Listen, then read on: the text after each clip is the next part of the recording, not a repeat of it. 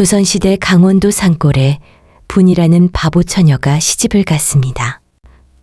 마을 사람들은 혀를 찾고 신랑조차 첫날 밤에 그녀를 투명인간 취급했지요. 하지만 신랑이 흙을 빚는 실을 읊조리자 바보 신부가 입을 열었습니다. 진흙이 구워져야 그릇이 되듯 사람도 시련을 겪어야 단단해지는 법이옵니다. 그 순간 신랑의 눈동자가 흔들렸습니다. 대체 이 여인의 진짜 정체는 무엇이었을까요? 오늘도 달빛 마시를 찾아주셔서 진심으로 감사드립니다. 오늘의 흥미진진한 이야기 시작하겠습니다. 옛날 옛적 정조대왕 시절 산세 험한 정선 땅에 칠성이라는 마을이 있었습니다. 그곳에 분이라는 처녀가 살았는데 늙은 옹기장의 외동딸이었지요. 어릴 적 열병을 앓은 뒤로 말을 거의 안 했고 마을 사람들은 그녀를 모자란 아이라 여겼습니다. 하지만 분이의 손끝만큼은 누구보다 야무졌습니다. 거친 흙을 만지며 자란 그녀는 말없이 가마에 불을 떼고 옹기를 빚으며 하루를 보냈지요. 혼자 흙과 씨름하는 것이 그녀에게는 일상이었습니다. 아버지는 늙어서 기력이 쇠했고 일찍 돌아가신 어머니의 빈자리는 늘 크게 느껴졌습니다. 분이는 참으로 조용했습니다. 동네 아이들이 놀려대도 안악들이 흉을 봐도 그저 웃을 뿐이었지요. 말이 없으니 더욱 만만해 보였고 그 순박함은 오히려 사람들의 비웃음을 샀습니다. 그러나 분이에게는 남들이 모르는 특별한 재주가 있었습니다. 밤마다 달빛 아래에서 흙의 성질을 연구하는 습관이었지요. 아버지가 숨겨둔 비법서를 몰래 읽으며 그 뜻을 깨우쳤습니다. 흙을 고르는 법부터 불 조절까지 분이는 모든 과정을 몸으로 익혔습니다. 아버지는 눈이 어두워져서도 딸에게 기술을 전수했고 분이는 하나도 흘려듣지 않고 기억했지요. 입은 무거웠지만 손은 누구보다 빨랐습니다. 하지만 이 사실을 아는 사람은 아무도 없었습니다. 분이는 그저 멍청한 옹기장의 딸로 남기를 원했지요. 아버지의 기침은 날로 심해졌고 집안 살림은 쪼들려만 갔습니다. 빚쟁이들이 들이닥쳤고 가마터마저 넘어갈 위기에 처했지요. 분이는 그저 묵묵히 흙을 반죽하고 아버지의 약을 다릴 뿐이었습니다. 어느 날 밤 아버지가 분이를 불렀습니다. 쉰 목소리로 말했지요. 분이야, 아비가 못나서 너를 고생시키는구나. 분이는 고개를 가로저었습니다. 아버지의 거친 손을 꼭 잡았지요. 아버지는 슬픈 눈으로 말을 이었습니다. 세상은 재주 있는 여인을 가만두지 않는단다. 특히 너처럼 천한 신분에는 더욱 위험하지. 하지만 명심하거라. 진짜 보석은 진흙 속에 숨어 있다는 것을. 분이는 눈물을 훔쳤습니다. 말없이 고개를 끄덕였지요. 며칠 후 마을에 이상한 소문이 돌기 시작했습니다. 한양에서 쫓겨난 몰락 양반가인 최씨 가문에서 며느리를 구한다는 이야기였습니다. 최씨 가문의 장남 최민도는 본래 과거 급제까지 했던 수재였다고 합니다. 그러나 억울한 누명을 쓰고 파직되었고 급히 시골로 내려와 숨어 살 신부를 찾고 있다는 것이었지요. 그런데 기가 막히게도 그 혼처로 분이가 지목되었습니다. 최씨 가문의 하인이 정성까지 내려와 분이의 오두막을 찾아온 것이지요. 아버지는 놀라서 자리에서 일어났습니다. 하인은 거만하게 말했습니다. 처녀가 좀 모자라다 하니 우리 도련님 수발이나 들면 딱 좋겠구려. 하나 우리 집안 형편상 지참금은 줄 수 없으니 몸만 와서 살림이나 하오. 아버지는 떨리는 목소리로 대답했습니다. 황송하옵니다. 제 딸이 비록 말은 없으나 심성은 비단결 같사옵니다. 분이는 아무 말 없이 부엌구석에 앉아 있었습니다. 그러나 손에 쥔 흙반죽만큼은 놓지 않았지요. 혼례 날짜가 잡혔습니다. 보름도 안 남은 아주 급한 혼사였습니다. 마을 사람들은 수군거렸습니다. 바보가 양반집 며느리가 된다니 세상 말세로구먼. 아마도 저 양반 댁에 숨길 게 많은가 보오. 그렇지 않고서야 어찌 옹기장이 딸을 데려가겠소. 분이는 그 비아냥을 들으면서도 표정 하나 바꾸지 않았습니다. 아버지는 기뻐하면서도 불안한 기색을 감추지 못했지요. 혼례 전날 밤 아버지가 분이를 불렀습니다.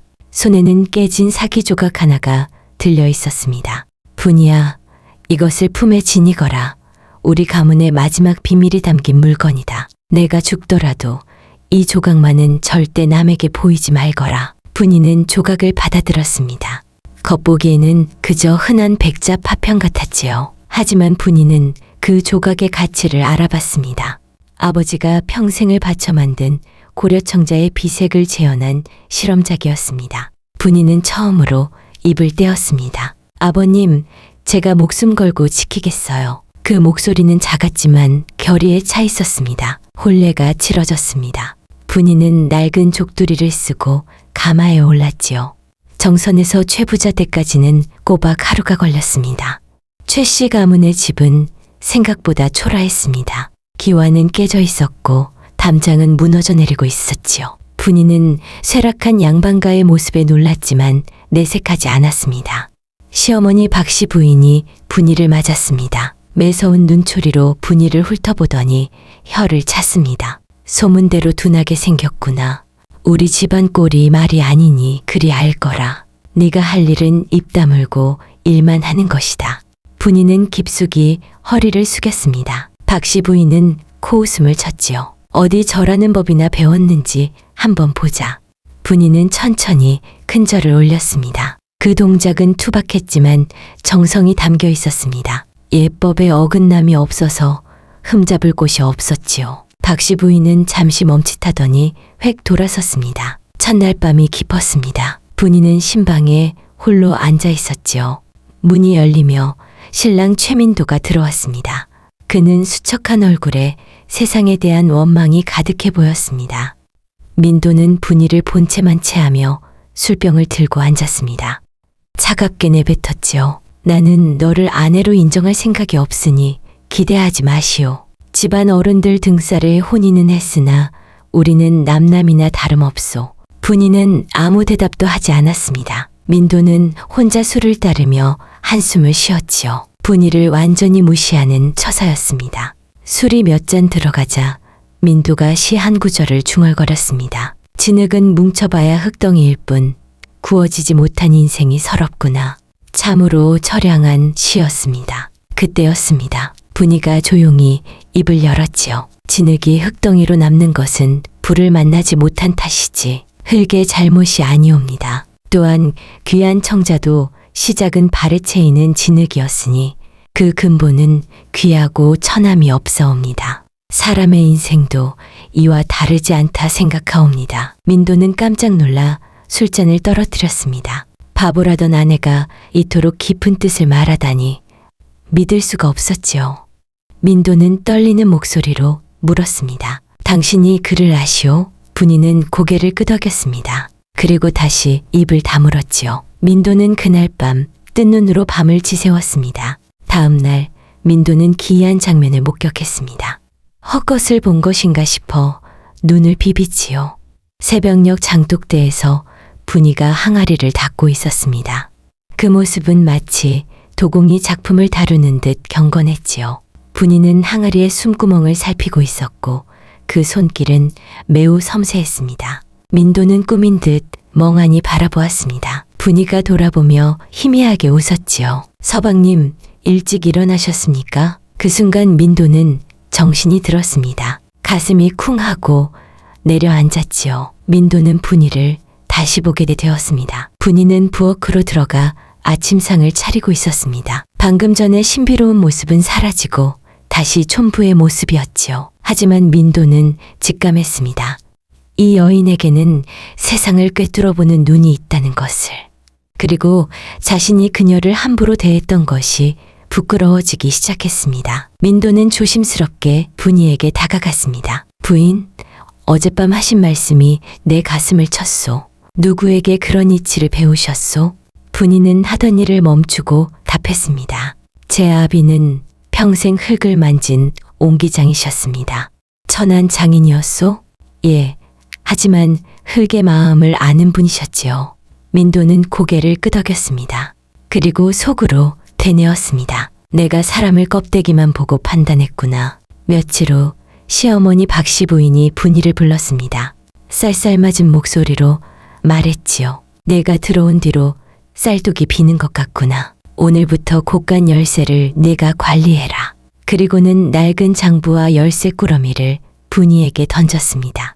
최 씨 가문은 몰락했지만 아직 남은 밭들기에서 나오는 소장료가 조금 있었습니다. 그 모든 수입과 지출이 엉망으로 기록되어 있었지요. 박 씨 부인은 속으로 비웃었습니다. 글도 모르는 년이 장부를 어찌 보겠어.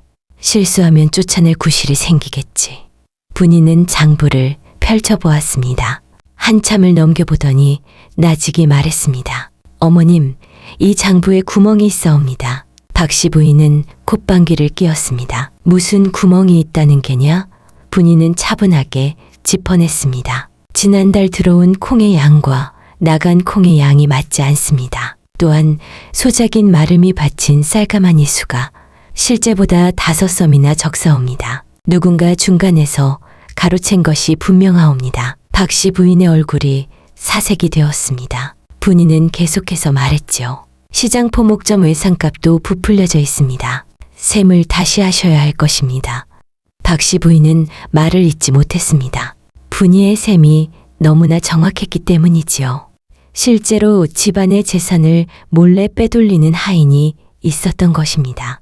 박 씨 부인은 떨리는 목소리로 물었습니다. 네가 어찌 이런 셈을 할 줄 아느냐? 분이는 고개를 숙였습니다. 장터에서 옹기를 팔며 셈을 배웠사옵니다. 그날 이후 박 씨 부인은 분이를 함부로 대하지 못했습니다.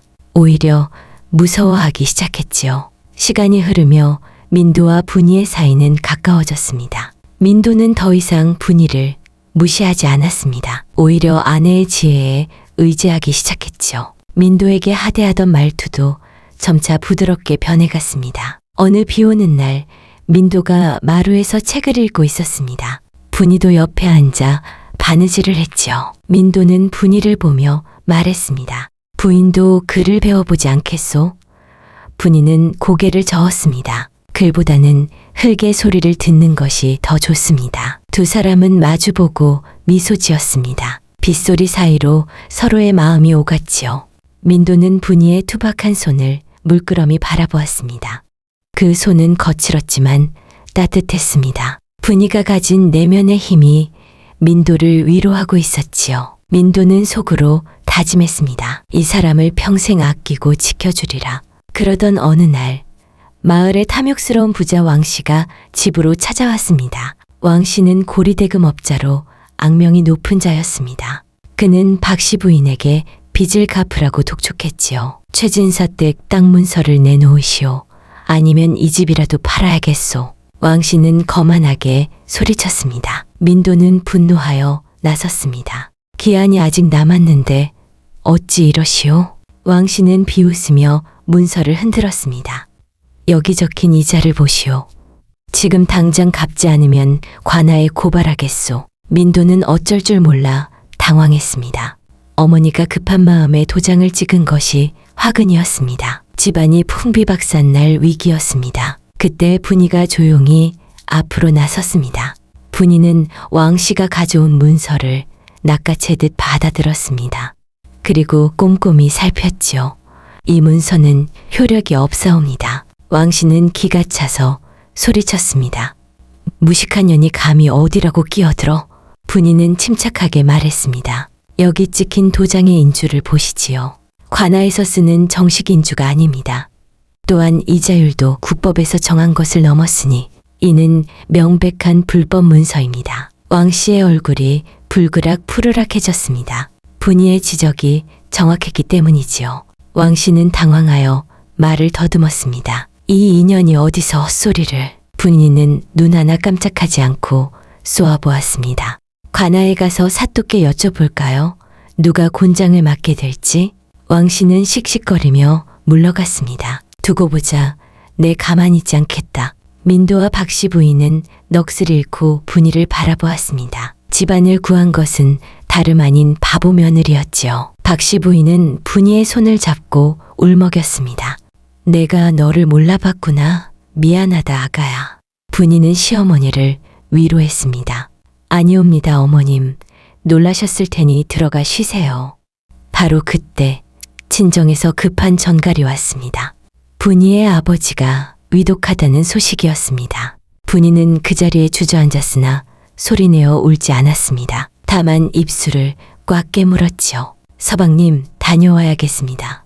분이는 민도와 함께 친정으로 달려갔습니다. 아버지의 임종은 쓸쓸했습니다. 누추한 방 안에 찬바람만 불었지요. 분이는 아버지의 손을 잡고 마지막 온기를 느꼈습니다. 민도는 그 곁을 말없이 지켰지요. 장례를 치르고 난 뒤 분이는 아버지의 가마터를 정리했습니다. 가마 아궁이 깊숙한 곳에서 그을린 상자 하나를 발견했지요. 아버지의 유품이었습니다. 분이야, 내가 이것을 찾을 때쯤이면 나는 이미 흙으로 돌아갔겠구나. 아비는 단순한 옹기장이가 아니었다. 궁중 도자기를 굽던 사기장이었지. 간신들의 모함으로 비법을 뺏길까봐 도망쳐 나온 것이다. 이 상자 안에 청자 유약의 비법이 적혀 있다. 분이는 떨리는 손으로 편지를 읽었습니다. 상자 안에는 알 수 없는 흙가루와 낡은 책자가 들어 있었습니다.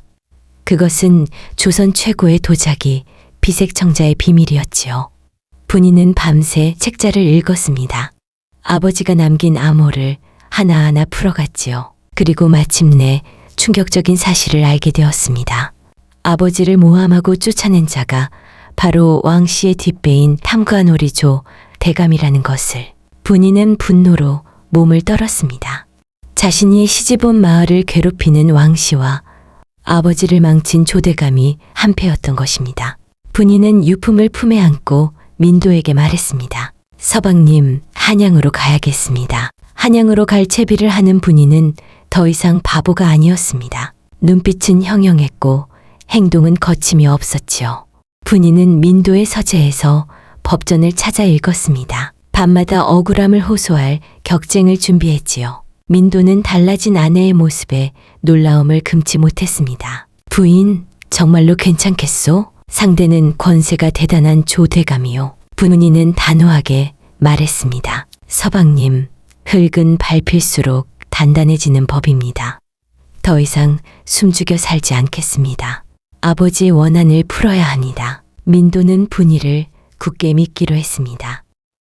그리고 그녀를 돕기 위해 발벗고 나섰지요. 분이는 깨달았습니다. 자신이 침묵했던 것은 세상이 무서워서가 아니라 때를 기다린 것임을. 이제 그 껍질을 깨고 나올 시간이었습니다. 분이는 결심했습니다. 자신의 지혜로 썩어빠진 권력에 맞서겠다고. 어느 날 밤 분이는 민도에게 모든 사실을 털어놓았습니다. 서방님, 제 아버지는 억울하게 누명을 쓴 사기장입니다.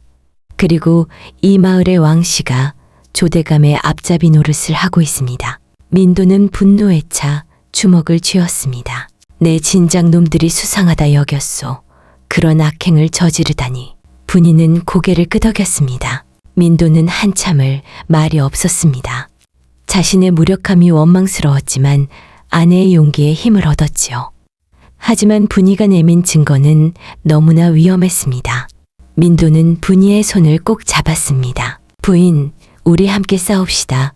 내 비록 힘없는 선비나 정의는 알고 있소. 분이는 처음으로 남편에게 깊은 사랑을 느꼈습니다. 민도와 분이는 치밀하게 계획을 세웠습니다. 왕씨의 창고를 몰래 감시하고 장부의 허점을 찾았지요. 그리고 마침내 결정적인 단서를 포착했습니다. 왕씨가 조대감에게 보낼 뇌물 목록이었습니다.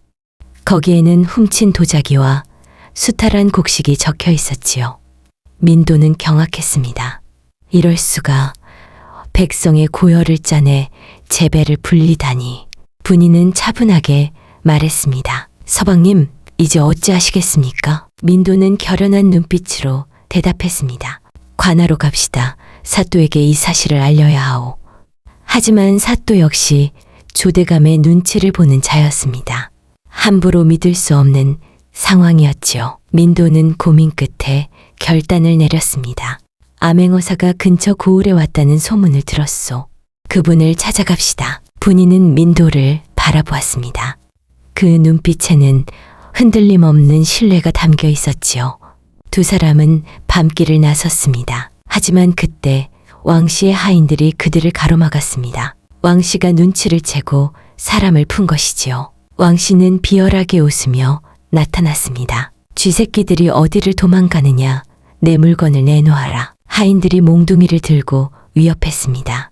분이는 품속의 비법서를 꽉 쥐었지요. 민도는 분이를 등 뒤로 숨기고 외쳤습니다. 네 이놈들, 하늘이 무섭지 않느냐. 왕씨는 코웃음을 쳤습니다. 하늘? 내 돈이 곧 하늘이다. 쳐라. 하인들이 달려들었고 난투극이 벌어졌습니다. 그 와중에 횃불이 분이의 보찜에 옮겨 붙었습니다. 불길이 순식간에 타올랐지요. 아버지의 유품인 책자가 재가 되어 흩어졌습니다. 분이는 비명을 질렀습니다. 안 돼! 민도도 절망했습니다. 증거가 다 타버렸소. 왕씨는 낄낄거리며 그들을 비웃었습니다. 꼴 좋구나. 이제 너희에게 남은 건 아무것도 없다. 분이는 주저앉아 울음을 터뜨렸습니다. 모든 희망이 사라진 것 같았죠. 아버지의 명예를 회복할 길도 조 대감을 벌할 방법도 연기처럼 사라졌습니다. 민도는 분이를 감싸 안았습니다. 부인 미안하오. 내가 지켜주지 못했소. 분이는 민도의 품에서 흐느꼈습니다. 하지만 그때 분이의 손에 잡히는 것이 있었습니다. 타지 않고 남은 깨진 도자기 조각이었습니다. 혼례 전날 아버지가 주신 바로 그 조각이었지요. 분이는 눈물을 닦고 눈을 떴습니다. 아닙니다, 서방님. 아직 끝나지 않았습니다. 진실은 불에 타지 않습니다. 방법이 있습니다. 민도는 분이를 의아하게 쳐다보았습니다. 무슨 뜻이오? 분이는 단호하게 말했습니다. 이 조각이 증거입니다. 저를 믿으십시오. 분이와 민도는 암행어사가 머문다는 옆 고을로 향했습니다. 몸은 만신창이가 되었지만 눈빛만은 살아있었지요. 민도는 결심했습니다. 자신의 목숨을 걸고서라도 아내의 뜻을 이루겠다고. 부인, 내가 앞장서겠소. 내 등 뒤를 따르시오. 분이는 고개를 끄덕였습니다. 네, 서방님, 끝까지 함께하겠습니다. 민도는 분이의 손을 잡고 걸음을 재촉했습니다. 고맙소, 부인. 분이는 품에서 도자기 조각을 꺼내 확인했습니다. 다행히 깨지지 않고 온전했습니다. 서방님, 이것으로 상소를 올리겠습니다. 민도는 놀라며 물었습니다. 그 조각이 무엇이오? 분이는 비장하게 웃었습니다. 아버지가 평생을 바쳐 만든 청자의 심장입니다. 민도는 감격했습니다. 두 사람은 뜬 눈으로 밤을 새우며 상소문을 작성했습니다. 분이는 그동안 숨겨왔던 글솜씨를 발휘하여 악행을 낱낱이 고발했지요. 그리고 마지막으로 도자기 조각을 동봉했습니다. 아버지가 숨겨둔 비밀이 그 안에 있었습니다. 서방님, 이것이 저의 마지막 승부수입니다. 날이 밝았습니다. 암행어사가 출두하는 날이었습니다. 민도는 관아 마당으로 뛰어들며 크게 외쳤습니다. 억울함을 호소하러 왔소. 조대감과 왕씨의 비리를 고발하오. 관아는 발칵 뒤집혔습니다. 왕씨가 끌려왔고 조대감도 불편한 기색으로 나타났습니다. 이 미친놈이 무슨 헛소리냐. 썩 물러가라. 민도는 상소문을 높이 쳐들었습니다. 어사또날이 이 증거를 보십시오. 어사는 상소문을 받아 읽어내려갔습니다. 그 문장은 논리정연하고 힘이 있었습니다. 어사는 고개를 끄덕이며 물었습니다. 이 글은 누가 썼느냐? 민도는 대답했습니다. 제 안사람이 썼습니다. 어사는 놀라며 분이를 불렀습니다. 여인이 이런 명문을 쓰다니 놀랍구나. 그리고 동봉된 도자기 조각을 유심히 보았습니다. 이것은 그냥 사기 조각이 아니냐? 그때 분이가 앞으로 나서며 말했습니다. 날이 그 조각에 뜨거운 물을 부어보십시오. 어사는 의아해하며 하인에게 뜨거운 물을 가져오라 했습니다. 모두가 숨죽여 지켜보았습니다. 물이 도자기 조각에 닿자 놀라운 일이 벌어졌습니다. 희뿌연 유약이 투명해지며 그 속에 새겨진 글씨가 붉게 떠올랐습니다. 그것은 왕실에 납품할 도자기를 빼돌린 조대감의 직인이었습니다. 조대감의 얼굴이 사색이 되었습니다. 왕씨는 다리에 힘이 풀려 주저앉았지요. 어사는 호통을 쳤습니다. 이보다 더 확실한 증거가 어디 있느냐. 이는 도공이 자신의 목숨을 걸고 남긴 핏빛 증거로다. 어사는 즉시 명령을 내렸습니다. 저 죄인들을 포박하라. 조대감과 왕씨는 포승줄에 묶였습니다. 민도는 땅에 엎드려 통곡했습니다. 사필 규정입니다. 하늘이 도왔습니다. 재판이 끝난 후 민도는 분이를 업어주었습니다. 부인, 정말 대단하오. 당신이 우리 모두를 살렸소. 분이는 민도의 등에서 행복한 미소를 지었습니다. 다 서방님이 믿어주신 덕분입니다. 그날 밤 민도는 분이에게 물었습니다. 부인, 어찌하여 그토록 뛰어난 재주를 숨기고 사셨소? 분이는 담담하게 대답했습니다. 여자가 똑똑하면 팔자가 세다고 했습니다. 그저 바보처럼 사는 것이 편할 줄 알았지요. 민도는 분이의 손을 잡고 다짐했습니다. 이제는 세상 밖으로 나오시오. 당신의 빛을 가리지 않겠소. 분이는 고개를 가로저었습니다. 아닙니다, 서방님. 저는 흙냄새 맡으며 사는 게 제일 좋습니다. 그리고 분이는 작은 소망을 말했습니다. 다만 아이들에게 글과 도자기를 가르치고 싶습니다. 민도는 활짝 웃었습니다. 좋소. 내 기꺼이 당신의 뜻을 따르리다. 민도는 분이를 꼭 안아주었습니다. 부인, 내가 당신의 울타리가 되어주겠소. 누구도 당신을 무시하지 못하게 하겠소. 분이는 처음으로 소리내어 울었습니다. 기쁨의 눈물이었지요. 조 대감과 왕씨는 처벌을 받았고 마을에는 평화가 찾아왔습니다.